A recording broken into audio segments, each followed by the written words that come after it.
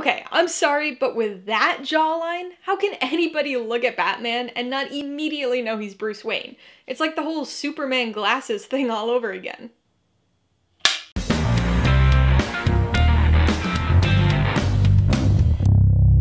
Hey everybody, welcome to Mainly Movies. Today I'm going to be talking about the 2022 superhero crime drama, The Batman. If you're new here, please consider subscribing for a variety of movie-related content like reviews, rank lists, and trailer reactions. All my reviews include a breakdown of the pros and cons, my rating, and some tailored film recommendations, so be sure to watch through to the end of this video for all of that extra content. The Batman stars Robert Pattinson, Zoe Kravitz, and Paul Dano, and was directed by Matt Reeves. 2 years after donning the cowl, Batman, played by Robert Pattinson, must investigate Gotham's criminal underbelly in order to stop a serial killer. In our current era of comic book movie oversaturation, it's easy to feel burnt out by the prospect of yet another superhero film, especially when it's another reboot of a character we've seen many times before. And in the most basic sense, that's what The Batman is. Another Batman movie. This is a character who's been on the big screen more than a dozen times, and has featured in twice as many animated films. With this film's release, we've now gotten our third live-action iteration of the Caped Crusader in just a single decade. So people's skepticism is perfectly understandable. Batman is one of my favorite superheroes, and even I was a little wary of another reboot.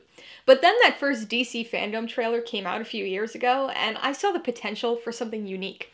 I usually try to temper my excitement for upcoming films, because it's so easy to overhype yourself, but I couldn't help my excitement for this one. The Batman was easily my most anticipated film of the year, and it did not disappoint. Considering the sheer number of Batman films that exist, we as audiences have seen a lot. A lot of versions of Batman, a lot of story arcs, a lot of different villains. We've seen the more comic book inspired takes like Batman 66 and Tim Burton's 1989 Batman, and we've also seen the darker, grittier takes like the Nolan trilogy. And so this film had a lot to contend with. With so much existing material, comparisons and expectations were inevitable. But this movie does something remarkable. It manages to be familiar, but also very different from what we've seen before. It's dark, but takes it further than the Nolan trilogy, with an even more grounded sense of realism and plausibility. We've never seen a Batman movie focusing on this particular period of Bruce Wayne's life. This isn't another origin story, nor does it focus on a particularly experienced Batman. Instead, it's something in between.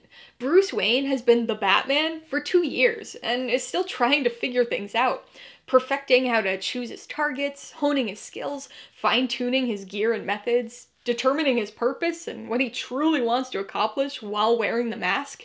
It's a time period that has been explored in the comics, but it's compelling and interesting to see it finally put to film, because it's certainly quite the formative time period in Wayne's life. The Batman is not your typical superhero movie. It's got the action and dramatic caped entertainment you'd expect, and it's unmistakably a Batman movie, but it goes beyond that. It's a dark and brooding mixture of genres that we've never before seen paired with a live-action Batman movie. Though, when you think about them, they make perfect sense together. First and foremost, this is a detective story. It's a murder mystery with Batman on the trail of a deranged serial killer, whose elaborate MO will bring to mind some other films like Seven and Saw. But this movie is also a slowly unraveling crime drama, focusing on Gotham's dark underbelly of organized crime and political corruption. And if that wasn't enough, The Batman also draws heavily upon film noir, even going as far as featuring hard-boiled narrative voiceover by the Batman himself. Speaking of which, this film is called The Batman, so let's talk about the titular character a bit. I really enjoyed this take on the Caped Crusader. He's recognizable and familiar in certain aspects, but also quite a bit different than his cinematic predecessors. He's highly skilled, but still fairly new to the vigilante business, so he doesn't have everything figured out yet, and works really hard at trying to become more effective. For example, we see that after just a normal night out as Batman, he comes back to the Batcave and takes extensive notes on the night's events. This iteration of Batman fights fire with fire, using fear as one of his most invaluable tools. He still has his typical moral code, not using guns for instance, but he's brutal with criminals. In fact, I think this might be the most physical Batman we've seen on the screen, which is saying something. People fear this Batman. He's been around long enough that people have heard stories, but not so long that he's viewed as a hero yet. Even just the thought that he might be lurking in the shadows is enough to deter a lot of criminals, especially when the bat signal is shining. But it's not just criminals who fear him. Even people he just saved are afraid he's gonna hurt them, because they witnessed firsthand how brutal he can be.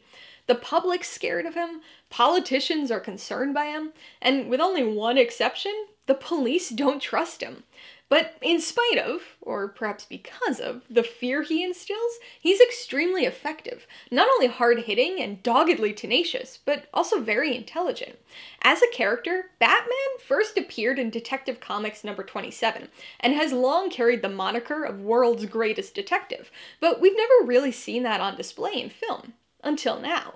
In this movie, the primary focus is on him solving riddles, finding clues at crime scenes, and piecing things together. And he's good, but not flawless, which only makes him even more of an interesting character. But what about the man under the mask? Robert Pattinson dons the cowl this time around, and although many people were initially more than a little surprised by this casting decision, I think he was great as Batman. Like pretty much everything else in this film, he's a bit different than what we've seen before, but fits remarkably well into this young Batman role. He's believable with the physicality, and his presence is more imposing than you might have guessed. He's got the demeanor and the voice down, without ever coming across sounding forced. And he certainly has a suitable jawline for the role. But Pattinson does a good job with the mask off, too, making an equally believable Bruce Wayne. This character is only 20 years out from witnessing the murder of his parents, and is still struggling with how best to fulfill the Wayne legacy. He's brooding, and the emo jokes will surely be running rampant for a while, but I think it all really works for the character, and Pattinson does a great job of portraying it. I wasn't expecting this going in, but I think I may possibly have a new favorite Batman. So, Batman's great, but what about the other characters and performances? Well, I gotta say, I don't think there's a bad one in the bunch.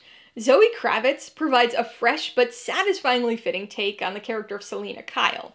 Much like Batman, we've had quite a few versions of Catwoman over the years, but this is easily my favorite.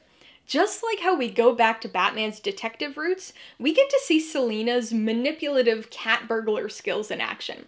She's definitely out for herself at times, but we also get to see different sides of her as her various relationships are explored. Plus, Kravitz and Pattinson just have some really good chemistry. Jim Gordon is played by Jeffrey Wright, who tackles this pre-commissioner version of the character superbly well. Gordon is just a lieutenant here, but he's the only GCPD officer who trusts Batman, and the two of them make pretty good investigatory partners.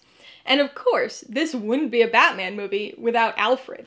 Of all of the casting announcements, this was actually the one I was most hesitant about, but Andy Serkis is really good in the role, bringing some new and interesting things to the table. In fact, I would argue that Alfred is probably the most underutilized character here. For a film as plot-based as this one, there are a surprising number of antagonists. Having too many villains has become a somewhat common issue with superhero movies, but this film does a great job of weaving them into the story in a way that never feels overloaded. The primary villain of the story is the Riddler, unsettlingly portrayed by Paul Dano.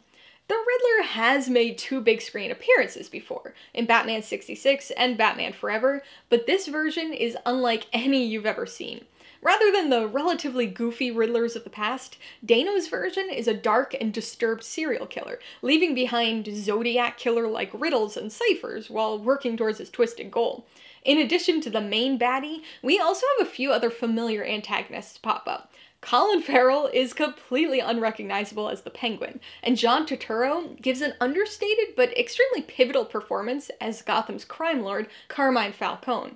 As I alluded to before, this is not your typical Batman movie. It's a long film, clocking in at just under 3 hours, and if you go into it expecting MCU or even DCEU levels of superhero entertainment, you're probably gonna feel those 3 hours. But if you go in knowing that this is a crime drama detective story that just so happens to also be a Batman movie, it's gonna fly by. The basic plot is straightforward, but the path that the investigation and story take are anything but. However, that doesn't make the story hard to follow or frustrating. It takes its time laying the groundwork for the characters, as well as the murder mystery at its center, and then spends the remaining time letting it all play out. The third act features some unexpected escalation that may catch people off guard, but it's far from bad, and actually allows for some well-deserved character growth. As hinted at by even the earliest trailer, The Batman is a film that's driven by atmosphere. It's got a dark, brooding moodiness that permeates every aspect of the movie. It's gritty, but has a certain poetic beauty to its dark roughness. The dynamic cinematography, the splashes of color that punctuate the rainy blacks, grays, and browns of Gotham, the sound design, Michael Giacchino's memorable score, it all works in conjunction with the story and characters to produce the film's unique and important atmosphere, and to create an utterly enveloping experience. The debate over which Batman movie is the best is sure to rage on forever, but The Batman is certainly a strong contender for the title. Alright, let's talk about the pros and cons. As far as pros go, I actually have a lot that I could talk about, so I'm gonna condense them into fewer broad categories just to make it a little easier. Pro number one is what I'm gonna call the approach. So basically, this is the approach to the story and the characters. With so many Batman movies out there, you'd think that we would have seen it all by now, but this latest reboot comes at things in a new way. Rather than typical superhero movie fare, this film blends detective thriller, crime drama, film noir, and action to create a very fitting genre mixture for a Batman movie. And it also hones in on a period of Batman's life we've never really seen on the big screen before. Rather than an origin story or an experienced Batman tale, we look at a 6-day span during Batman's second year as the Caped Crusader, an angle that offers some unique insight and perspectives. The second pro has gotta be the performances. I was honestly impressed by all of them, but the standouts for me were definitely Robert Pattinson and Zoe Kravitz as the Bat and the Cat, respectively. I liked this film's versions of both of these characters quite a bit, and I thought both actors brought effortless believability to their roles. Although neither actor would have immediately jumped to my mind if I were in charge of casting, after having seen the film, I don't know if I could think of other actors who would be better suited for this iteration of these characters. Individually, they were great, but together, they had some palpable chemistry that introduced some interesting nuance to the story. Pro number 3 is the atmosphere. Of all of these pro categories, this is actually probably the broadest, just because of everything that contributed to it. The cinematography, the lighting, the colors, the sound design, the score, the characterizations, the story, it all worked together to create a dark, moody, and brooding atmosphere that perfectly suited the external story as well as Batman's inner turmoil. Atmosphere is an important component of nearly every Batman movie, but this one really nails it. On the con side, my only issues are really just minor nitpicks. Probably the biggest of these minor nitpicks has to do with the third act. I didn't mind it and thought that it was pretty exciting and a good way to showcase the end results of some of the character arcs, but it did sort of feel a bit out of place. The rest of the film had this grounded quality to it, while the third act took a bit more of an escalated comic book turn that felt like it kind of came out of nowhere. My other nitpicks are related to a few of the characters. I thought Alfred was extremely underutilized, especially given some of the events of the film. And I also, for whatever reason, was acutely aware of how many times Gordon would read something out loud and then immediately ask Batman what it meant. I liked Gordon and Wright's performance, and this was far from any sort of major issue, but it was something that stood out to me every time it happened, and started to seem a little silly after a while. Before I give you my rating and recommendations, I want to remind you that if you're interested in buying The Batman or any of the other films I mentioned today, I do have affiliate links for all of them in the description below. I get a small commission from anything you buy using one of my links, so I'd really appreciate it if you'd use them if you're in the market for any of these movies. I'm gonna give The Batman 4.5 out of 5 paws. This is a fantastic detective thriller, an excellent crime drama, and an even better Batman movie. The story, the characters, the performances, the atmosphere, it all works together to produce not only a warranted reboot, but one of the best Batman movies we've ever had.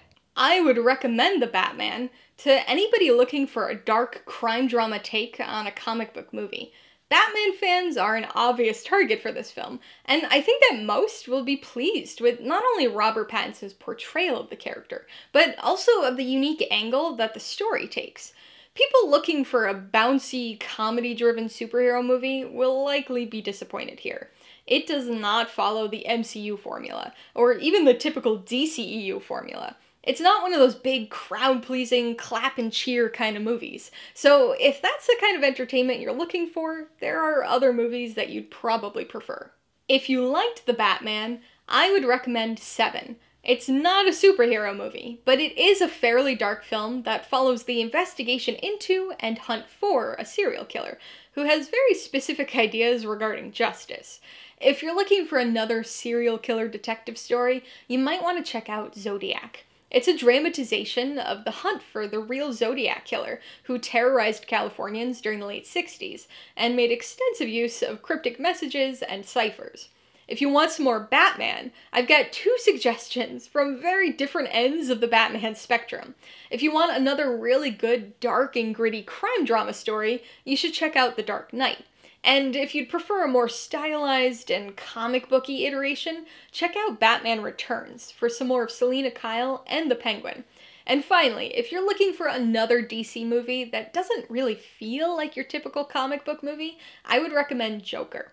It too is a 70s crime drama inspired film, but is much more of a dark and disturbing character study than it is a superhero or villain movie. Alright, a couple questions for you guys. Number 1, have you seen The Batman?